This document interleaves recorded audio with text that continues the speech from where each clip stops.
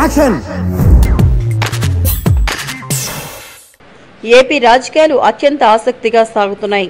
TDP వైసీపీలు ఆధిపత్యం కోసం పోటీ పడుతుంటే బీజేపీలో కూడా కీ రోల్ ప్లే చేస్తోంది. ఇటీవల సీఎం చంద్రబాబు చేసిన కేబినెట్ విస్తరణ పెద్ద దుమారాన్ని లేపింది. ముఖ్యంగా పార్టీ ఫిరాయించిన 4 ఎమ్మెల్యేలకు మంత్రి పదవులు ఇవ్వడంతో వైసీపీ జీర్ణించుకోలేకపోతోంది. ఈ అంశంపై వైసీపీ అధినేత జగన్ ఘాటుగానే స్పందించారు. ఇదిలా ఉంటే బీజేపీ నేత పురంధరేశ్వరి బాబుని ఇరుగున పెట్టే ప్రయత్నం చేస్తున్నారు. ఈ విషయంలో చిన్నమ్మ నేరుగా బాబుపై మోదీ, అమిత్ షాలకై ఫిర్యాదు చేశారు. ఈ మేరకు ఆమె వీరిద్దరికీ లేఖలు రాశారు. పార్టీ ఫిరాయింపులపై మన వైఖరి ఏంటని ఆమె మోదీని, అమిత్ షాని సూటిగా ప్రశ్నించారు.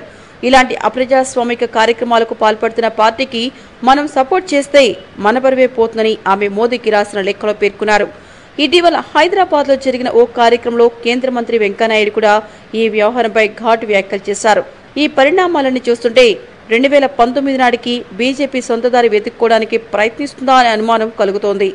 ఏది ఏమైనా బీజేపీ టీడీపీల మధ్య చిచ్చు రేగిందంటే అది జగన్ కు కలిసి వచ్చే అంశమే. మరి ఆ మధ్యన పురంధేశ్వరి వైసీపీలో చేరబోతున్నట్టు కూడా వార్తలు వచ్చాయి.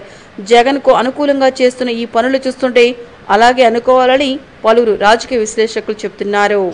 మీకు ఈ వీడియో నచ్చితే ఒక లైక్ కొట్టండి, లేకపోతే కామెంట్ చేయండి. బట్ సబ్స్క్రైబ్ చేయడం మర్చిపోకండి.